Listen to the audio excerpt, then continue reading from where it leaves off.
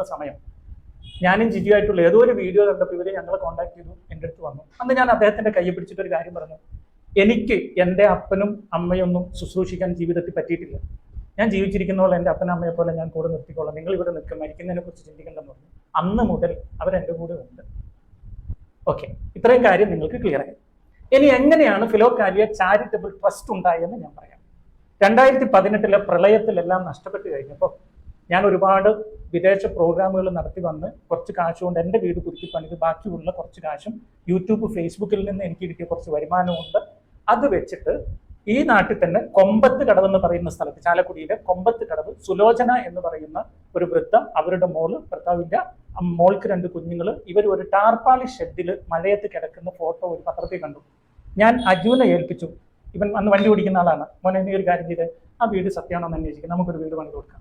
ഒരാളുടെ സഹായമില്ലാതെ അജുവും അന്ന് കോൺട്രാക്ടറിന്റെ പേരെന്തായാലും അപ്രേം കോൺട്രാക്ടറും നിന്ന് ആ വീട് പണി കൊടുത്തു. അജു ആണെന്ന് എൻ്റെ അടുത്ത് പറയുന്നത്, ബ്രദറിന് ലോകം മുഴുവനും പോകുന്നു, ആളുകളെ അറിയാം, ഒരു ചാരിറ്റബിൾ ട്രസ്റ്റ് തുടങ്ങിയാൽ കുറച്ച് കൂടുതൽ നന്മ ചെയ്തുകൂടെയാണ്. അങ്ങനെ ഞാൻ പറഞ്ഞു അതിൻ്റെ പേപ്പർ വർക്ക് ചെയ്തോളാൻ പറഞ്ഞു. ഈ പാവം അജു ആണ് ട്രസ്റ്റ് ഉണ്ടാക്കാൻ വേണ്ടിയുള്ള മുഴുവൻ ബയോലോസും നെറ്റിൽ നിന്ന് പരതിയെടുത്തും പല അഡ്വക്കേറ്റ്മാരെ പോയി കണ്ടും എല്ലാം റെഡിയാക്കി. അന്ന് ഞാൻ ഇവനെ അതിലൊരു മെമ്പർ ആക്കണമെന്ന് മനസ്സിൽ ഭയങ്കര കൊതിയായിരുന്നു. പക്ഷേ എൻ്റെ ഭാര്യയുടെ അപ്പൻ അമ്മ കംപ്ലീറ്റ് എതിർത്തതുകൊണ്ട് എനിക്കൊന്നും ചെയ്യാൻ പറ്റിയില്ല. അതാണ് സത്യം, ഓർമ്മയുണ്ടല്ലോ. അപ്പം കാരണം അവർ പറഞ്ഞത് ഡ്രൈവറിനെ കൊണ്ടുപോയിട്ട് എങ്ങനെയാണ് മെമ്പർ ആക്കുന്നതെന്ന് ചോദിച്ചാൽ വഴക്കുണ്ടാക്കിയത്. പിന്നെ ഞാൻ ഇവനോട് പറഞ്ഞു സോറി ചെയ്താൽ ഇവൻ ഒരുപാട് തെറി വിളിക്കുകയും വഴക്കുറയൊക്കെ അന്ന് ചെയ്യുകയും ചെയ്തിട്ടുണ്ട്. അത് ജനം അറിയേണ്ട ഒരു കാര്യമാണ്. ഇതാണ് അജു. ഇനി സുലേഖയും അതുപോലെ തന്നെ ദേവസ്യ ആന്റണി മാഷും എൻ്റെ അടുത്ത് വരുമ്പോൾ ഞാൻ പറഞ്ഞില്ല അവരെങ്ങനെയാണ് വന്നതെന്ന്. ഇവർക്കെന്തോ ഇൻഷുറൻസ് കിട്ടിയ ഒരു 10-15 ലക്ഷം രൂപ ഇവരുടെ കയ്യിൽ ഉണ്ടായിരുന്നു. ജിജിയും ജിജിയുടെ മാതാപിതാക്കളും ഇവരെ പ്രലോഭിപ്പിച്ച് നിങ്ങളെ ട്രസ്റ്റിലെ മെമ്പർ ആക്കാമെന്നും പറഞ്ഞ് 15 ലക്ഷം രൂപ ഇവരുടെ കയ്യിൽ നിന്ന് വാങ്ങി. മൈക്ക് മാഷിന് കൊടുക്കും. മാഷ് അത് പറയട്ടെ, വാങ്ങിയതല്ലേ മാഷ? പൈസ വാങ്ങിയതാണ്. അത് വാങ്ങുമ്പോൾ പീലാർമുടിയിൽ ആദ്യമായിട്ട് സ്ഥലം, അത് ഞങ്ങളുടെ വീട്ടിൽ വന്ന് കണ്ടാണ് സംസാരിച്ച് ഞങ്ങളെ കൂട്ടിക്കൊണ്ട് വന്ന് സ്ഥലം കാണുമ്പോൾ ആ സ്ഥലം വാങ്ങുമ്പോൾ നമുക്ക് പകുതി എന്നും പറഞ്ഞാണ് ആദ്യം വാങ്ങിയത്. പിന്നീട് പറഞ്ഞു നമുക്ക് അത് പകുതി പറ്റില്ല, നിങ്ങളെ ട്രസ്റ്റ് മെമ്പർ ആക്കാം എന്ന് പറഞ്ഞിട്ടാണ് അത് ആദ്യമായിട്ടാണ് സ്ഥലം വാങ്ങുന്നതും. ഞങ്ങൾ 4 പേര്, സുലേഖ, ഞാൻ, മാരിയോ, ജിജി, 4 പേര് അവിടെ ഒരു കല്ലിന്റെ ചുറ്റും ഇരുന്ന് സംസാരിച്ചിട്ടാണ് ആദ്യത്തെ തീരുമാനം. പിന്നീട് അവര് അതെല്ലാം നിങ്ങൾ ഒഴിവാക്കിയിട്ട് ട്രസ്റ്റ് കുടുംബം കൊണ്ടുപോയി അല്ലേ? എന്നിട്ട് ആ കാശ് കുറ്റബോധം വന്ന ഞാൻ എന്ത് ചെയ്തു? മാരിയോ എനിക്ക് ആ പണം തിരിച്ചു തന്നു. അത് വളരെ ബുദ്ധിമുട്ടിയിട്ടാണ് അന്നേരം തിരിച്ചു. ഞാൻ പറഞ്ഞു തിരിച്ചു തരാൻ ബുദ്ധിമുട്ടാണ്, തിരിച്ചു തരണ്ടെന്ന് ഞാൻ പറഞ്ഞു. അതല്ല, അത് എൻ്റെ കടപ്പാടാണെന്ന് പറഞ്ഞ് തിരിച്ചു തന്നു. ഇനി ട്രസ്റ്റ് തുടങ്ങുമ്പോഴേക്കും ഭാര്യ ഭയങ്കര ബഹളം വെച്ച്, ഭാര്യ, അവളുടെ അപ്പൻ, അവളുടെ അമ്മ, ഞാൻ പറഞ്ഞത് ഫാമിലി ട്രസ്റ്റ് ആകും, പൊതു ഫണ്ടൊന്നും സ്വീകരിക്കാൻ പറ്റില്ല, ഫാമിലി ട്രസ്റ്റ് പറ്റൂലെന്നും പറഞ്ഞ് ബഹളം വെച്ചപ്പം ഞാൻ അവളെ വിവാഹം കഴിക്കുന്നതിന് മുമ്പേ ഉള്ള ഒരു ആൺസുഹൃത്ത്, വളരെ അടുത്ത, അതായത് എന്നെക്കാൾ അധികം പലപ്പോഴും അവനെ വിശ്വസിക്കുന്നതെന്ന് എനിക്ക് തോന്നിയിട്ടുണ്ട്, എല്ലാവർക്കും തോന്നിയിട്ടുണ്ട്. ആൽബിയൻ കുഞ്ഞുമോൻ എന്ന് പറയും, കോട്ടയംകാരനാണ്. അവനെ പേരിനെടുത്തിട്ടു, പേരിന് ഒരാൾ മാത്രം. അവന്റെ ഒരു പ്രത്യേകത, ജിജി എന്ത് പറയുന്നു അത് മാത്രമേ അവിടെ ചെയ്യുള്ളൂ. അപ്പോൾ ട്രസ്റ്റിന്റെ പ്രവർത്തനം മുന്നോട്ട് പോയി തുടങ്ങിയപ്പോഴേക്കും എനിക്കൊന്നും ചെയ്യാൻ പറ്റാണ്ട്. പിന്നെ ഞാൻ സഹിച്ചു, എൻ്റെ ഭാര്യയല്ലേ. മാത്രമല്ല അതിന്റെ രജിസ്ട്രേഷന്റെ അന്ന് രജിസ്ട്രാർ ഈ പേപ്പർ വായിക്കുമ്പോൾ കേൾപ്പിക്കുമല്ലോ, അന്നേരം പറയുന്നത് മാനേജിങ് ട്രസ്റ്റിക്കും ജോയിന്റ് മാനേജിങ് ട്രസ്റ്റിക്കും തുല്യ അധികാരം ഉണ്ടായിരിക്കുന്നു. പെട്ടെന്ന് ഷോക്കായിപ്പോയി. ഞാൻ അജുനെ നോക്കി, എൻ്റെ കൂടെ ഉള്ളവരെല്ലാം തിരിച്ചു മറിച്ച് നോക്കി, ഇതെന്താ ഞാൻ പറയാത്ത കാര്യം വന്നതാണ്.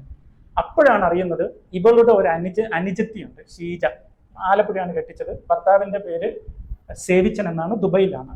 സേവിച്ചൻ, ഫോട്ടോ ഞാൻ ഇവിടെ ഇടാം. ഇവൻ ഈ ഡീഡിൽ ഇങ്ങനെ ഒരു ക്ലൂ വെച്ച് തിരുത്തി എന്നെ കാണിക്കണ്ടെന്ന് ജിജിയോട് പറഞ്ഞു. രജിസ്റ്റർ ചെയ്യുമ്പോഴാണ് ഞാനതാണ്.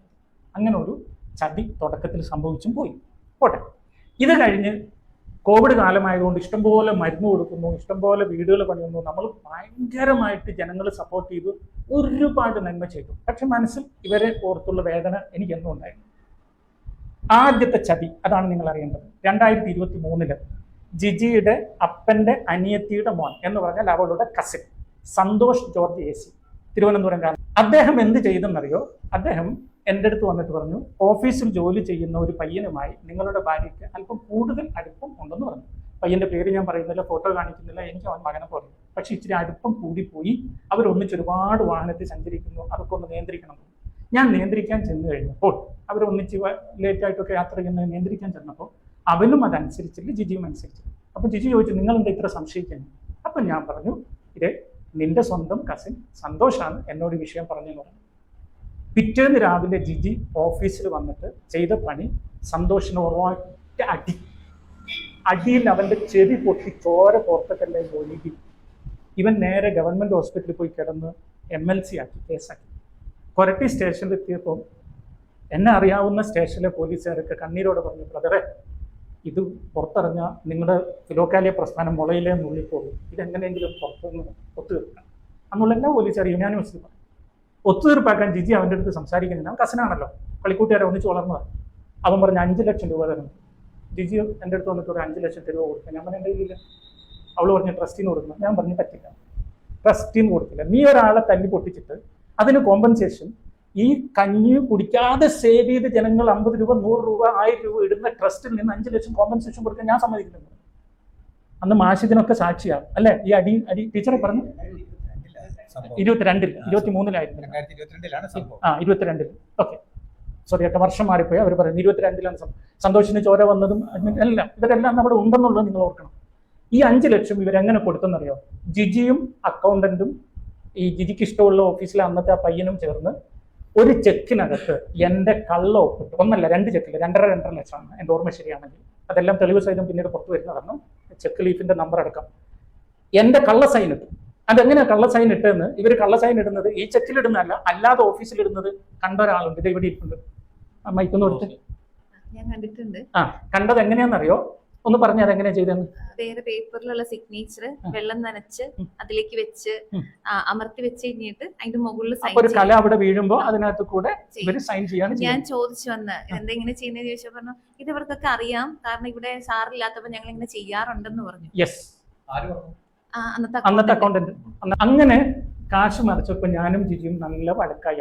വഴക്കായി ഒരു മാസത്തോളം ഞാൻ തമിഴ്നാട്ടിൽ പോയി താമസിച്ചു. സത്യം പറഞ്ഞ മാഷിനും ടീച്ചറിനും അറിയാം, എനിക്ക് പറ്റിയില്ല. കാരണം ഇത് അവള് കള്ള ഒപ്പിട്ടതിനേക്കാളുപരി പാവപ്പെട്ടവരുടെ വേർപ്പിന്റെ കാശെടുത്താണ് എന്നെ സങ്കല്പിച്ചത്. ഞാൻ എൻ്റെ ഭാര്യയാണ്, പറയാൻ പാടില്ല, ഞാൻ മറച്ചു വെച്ചു എൻ്റെ മക്കളെ പ്രൊട്ടക്ട് ചെയ്യാൻ. അത് ഞാൻ ചെയ്ത തെറ്റ്, സോറി. ഇത് കഴിഞ്ഞിട്ട് 2023 ആയപ്പോഴേക്കും ഞാനൊരു തീരുമാനം എടുത്തു, ഇങ്ങനെ പോയാൽ പറ്റൂല, ഇവർ ഒരുപാട് മോഷ്ടിക്കുന്നത് പിന്നെ പറയാം, എന്തൊക്കെ മോഷ്ടിച്ചു എന്നുള്ളത് പറയാം. തടുക്കണമെങ്കിൽ കുടുംബത്തിന്റെ ആധിക്യത്തിൽ നിന്നും ട്രസ്റ്റിനെ മോചിപ്പിക്കണം. അതിന് ഈ ചാരിറ്റബിൾ ട്രസ്റ്റിന് പകരം സെൻട്രൽ ഗവൺമെന്റിന്റെ രജിസ്ട്രേഷനിൽ NGO കമ്പനി ആക്ടിവ് ചെയ്യണം. 1 രൂപ തൊട്ട് കളിക്കാൻ നടക്കുന്നില്ല. ഓൺ ദ സ്പോട്ടിൽ സൈറ്റിൽ എന്തായി പോകും, കമൻസിങ് നടക്കാതായി പോകും, അതിന് കംപ്ലയിൻസ് ആകും, സംഭവം പ്രശ്നം. ഇതേ നടക്കുള്ളൂ ഞാൻ തീരുമാനിച്ചു. അങ്ങനെ രജിസ്റ്റർ ചെയ്യാൻ പോയപ്പോഴേക്കും ജിജി ഭയങ്കര ബഹളം, പുറത്തുനിന്ന് ഒരാളെ എടുക്കാൻ. ഞാൻ അജ്മലിനെ മാഷിന്റെ പേര് തലകുത്തനെ പറഞ്ഞു. അവസാനം അങ്ങനെ രജിസ്റ്റർ ചെയ്തത് ജിജി, ഞാൻ, അവളുടെ അമ്മ. വീണ്ടും നോക്ക്, എനിക്ക് സഹിക്കാൻ പറ്റിയില്ല. 1 വർഷം ഞാൻ ഈ NGO ആക്റ്റീവ് ആക്കാതെ മരവിപ്പിച്ചിട്ടു. കാരണം ആക്റ്റീവ് ആക്കിയിട്ട് കാര്യമില്ല, കുടുംബം തന്നെയാണ് വീണ്ടും കൈയിട്ട് വരുന്നത്.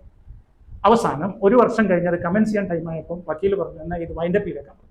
അങ്ങനെ വൈൻഡപ്പ് ചെയ്യാൻ ഞങ്ങൾ 3 പേരും രാജി അപ്ലോഡ് ചെയ്യാൻ കൊടുത്തപ്പോൾ വക്കീൽ എന്നോട് ചോദിച്ചു, ബ്രദറെ ഫിലോക്കാലിയ ഫൗണ്ടേഷൻ എന്നുള്ള പേര് ഒരിക്കലും കിട്ടില്ല, അതുകൊണ്ട് താങ്കൾ ഒരു കാര്യം ചെയ്യും, അവരുടെ രാജി സ്വീകരിച്ച് അവരെ പുറത്താക്കിയിട്ട് താങ്കൾക്ക് വിശ്വാസമുള്ള 2 പേരെ എടുക്കാൻ പറഞ്ഞു. അപ്പം തന്നെ ഞാൻ അജ്മലിനെ പറഞ്ഞു പറ്റിച്ചതാണ് ട്രസ്റ്റിലെടുക്കാന്ന്, മാഷിനെ പറഞ്ഞു പറ്റിച്ചതാണ്, 15 ലക്ഷം രൂപയും മേടിച്ചാണ് ഞാൻ തിരിച്ചടക്കേണ്ടതെന്നാണ്. ഇവരുടെ പേര് കൊടുത്തു, അത് രജിസ്റ്റർ ചെയ്തു. അന്ന് തുടങ്ങി ജിജിയും ഞാനും തമ്മിലുള്ള മൂർച്ചയേറിയ വഴക്ക്.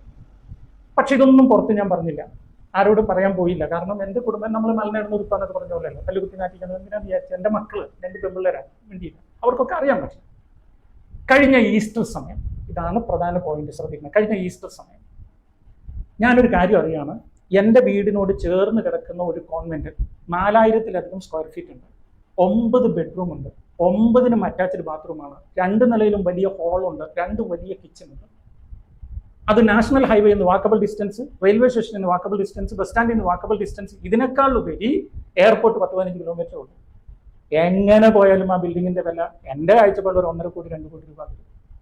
ഇത് ജിജി എടുത്തത് ജിജിയുടെ അനുജൻ സജോയ് എന്ന ആളുടെ പേരിലാണ്. സ്വന്തം അനുജൻ, ഒറ്റ അനിയനുള്ളൂ സജോയ്. അവൻ കുവൈറ്റിലാണ്. അവന്റെ ഭാര്യയാണ് നമ്മുടെ റിസപ്ഷനിസ്റ്റ് വരുമ്പോൾ. ഞാൻ ഫോട്ടോ ഇട്ടേക്കാം, നിങ്ങളെല്ലാം ഫോൺ വിളിക്കുമ്പോൾ എടുക്കുന്ന ആളാണ്. ആൾക്കും ശമ്പളത്തിനാണ് ഇവിടെ ജോലി ചെയ്യുന്നത്, വെറുതെ വന്നിട്ടൊന്നുമല്ല കേട്ടോ.